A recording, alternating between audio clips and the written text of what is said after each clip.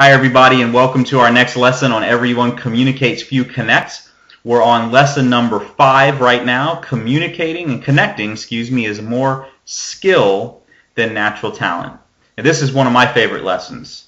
I love the idea that when there's skill involved, it encourages me to know that I can learn that skill if I choose to.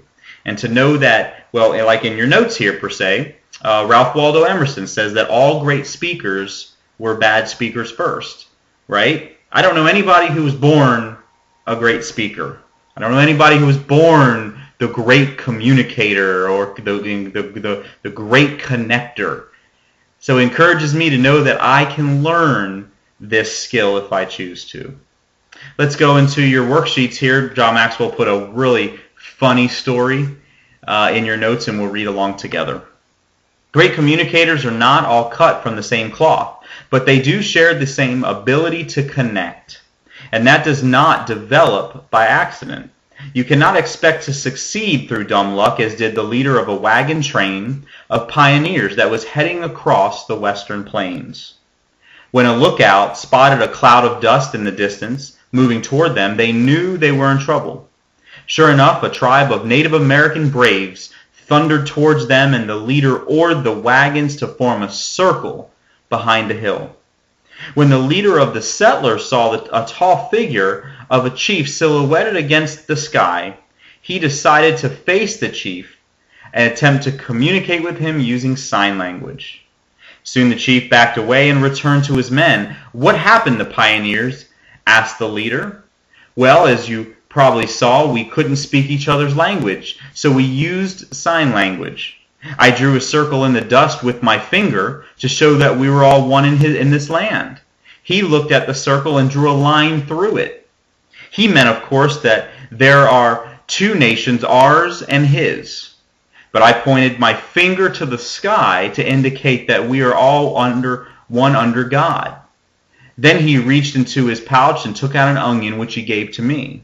Naturally, I understood that it indicated the multiple layers of understanding available to everybody. To show him that I understood his meaning, I ate the onion. Then I reached into my coat and offered him an egg to show our goodwill. But he was too proud to accept my gift. He just turned and walked away. Meanwhile, the warriors were ready for an attack and waited the order from their chief. But the old warrior held up his hand and recounted his experience. "When we came face to face," he said, "we immediately knew that we did not speak the same tongue. That man drew a circle in the dust. I know he meant that we were surrounded. I drew a line through his circle in the dust to show him that we would cut them in half. Then he raised his finger to the sky as if to say that he could take us on all by himself. Then I gave him an onion to tell him that he would soon taste the bitter tears of defeat and death. But he ate that onion in defiance. Then he showed me an egg to tell me how fragile our position is. There must be others close by. Let's get out of here." I don't know what you think about this story, but I got to tell you that sometimes I feel like, for me and for all of us, that sometimes we communicate like this, don't we? I mean, we're drawing a circle in the sand, metaphorically speaking. We're drawing a circle in the sand to the person or to the group we're connecting with and communicating with, and we're expecting them to know what that means, but they're having a whole nother thought about that. We're not on the same level of connecting. We're eating that onion, and it represents one thing, and the other person thinks that it's something completely different. Sometimes when we connect, I believe that sometimes when we're not connecting, should I say, it's because we're not being listened to well. We're not being understood well. See, if connecting really is a skill, and it's something that we can learn and we can grow in, as opposed to it being natural or something that we're born with, then we need to take a look at what are some of the things that we can do to help get other people to listen to us better. What are the skills that we need to attain in our lives and our character so that other people will listen to us? So in your notes, we have 5 things here. What makes people listen? If you want to be a better communicator or a better leader, you can't depend on dumb luck. Plain and simple. You can't pretend on dumb luck. Now get ready here. You want to underline this. You must learn to connect with others by making the most of whatever skills and experience you have. That says it all right there. You want to learn how to connect with others? You got to make the most of any skill, any past experience, whatever you have. Those are the things that are going to help you to connect. When I listen to great connectors and communicators, I notice that there are a handful of factors that seem to draw upon that cause people to listen to them. As I read about them, think about which of them you could use to connect with other people. So in your notes, we have the 5 things that help make people listen to us. Number 1 is relationships. It's who you know. You know, our relationships really are super valuable. Most of you know I'm a man of faith here. I belong to a very large church, Christ Fellowship Church, and I have had the privilege of speaking in different places, and also being able to teach some classes along with my wife. And being at such a large church, not everybody knows me. That's okay. I don't have a relationship with everybody. May not have a relationship with most people. But the relationships I do have with the leadership, with our pastors, that I can call them friends, they can endorse me when they get in front of a group, or when they give me the go-ahead, when they give me the encouragement to say, you can do this, and when they let the group know that I'm communicating to who I am, the group automatically listens. Why is that? Well, because it's all about relationships. It's all about who you know. They're endorsing me. I'm riding on their coattails. So for everyone who says it's not about who you know that matters, that's not entirely true. What makes people listen are other relationships that we know. Number 2 is sacrifice. This is an important one, sacrifice. How have you lived? We have here in your notes. I believe that when people feel that you've given up something for you and for them to be successful, then you'll connect even better with that person. When they know that you've gone through what they're going through, you're going to connect with them. I think of our government and our politicians as an example of this. There's so much negative rap on our politicians. It doesn't matter if you're a Republican, if you're a Democrat, if you're a Tea Party, if you're an independent. It doesn't matter what you are. Just follow me on this.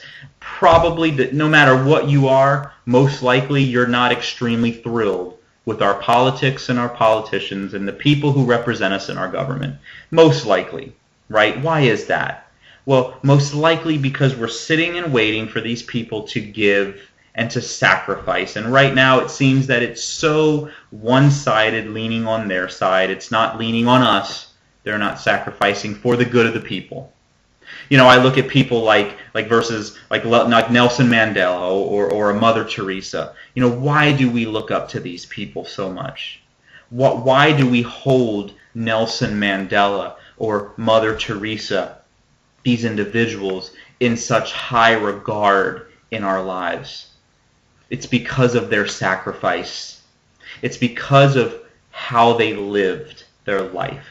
Plain and simple.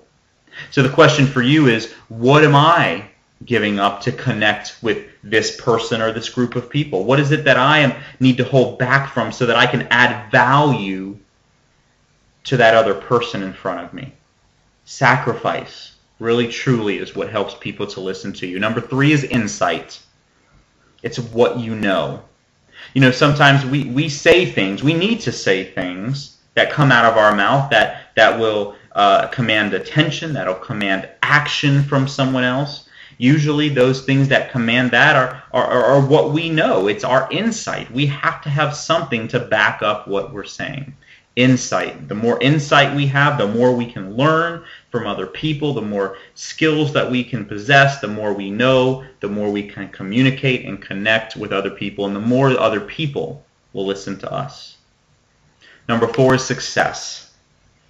It's what you've done. Now this is an important one. Not all of us have success in everything. I know that I want to be so much more successful than I am now. That's why it's hard for young people, I believe, to connect sometimes, because they don't have they haven't had the proper time to do anything to demand and command success in their life. It's only been for the last few years that I've been able to have success come into my life, that I've been able to share and be able to pour back into other people. People who've been successful in their life just simply connect better, plain and simple. It's all about the experiences that you've had. And last, number 5 is ability. It's what you can do. I think when you take your what you've done and what you can do and you put them both together, you just have a double connecting skill here if you can put these together. Think about like Warren Buffett. He's the great investor, right? I mean, he's had such great success and experience in the past in investing, but also he continues to do right now what he says, despite all the curveballs that our economy, our government, our country has imparted on him. He continues to do well now. He has what you can do, and he also has success. He's also done great things. So I want to give you a moment to take a look at these 5 things and maybe mark a check next to the one that you do really well, that you're strong in right now, and maybe put an X next to the one that you need to improve upon. So go ahead and do that right now. What do you need to improve on these 5? And what do you already have as a strength out of these 5? We're looking at relationships, we're looking at sacrifice in our life, we're looking at insight, we're looking at our personal experience and success, and we're looking at what we can do for another person, the ability that we have. Take these 5 connecting principles and grade yourself on them. That's your homework for right now. Also, I want to go ahead and wrap up the first part of our Everyone Communicates Few Connect series by saying thank you for listening. Let's go ahead and review the 5. We have 5 things that we've learned about over the last few weeks we've been together. Number 1, connecting increases your influence in every situation. Number 2, connecting is all about other people. Connecting goes beyond words. That's number 3. Number 4, connecting always requires energy.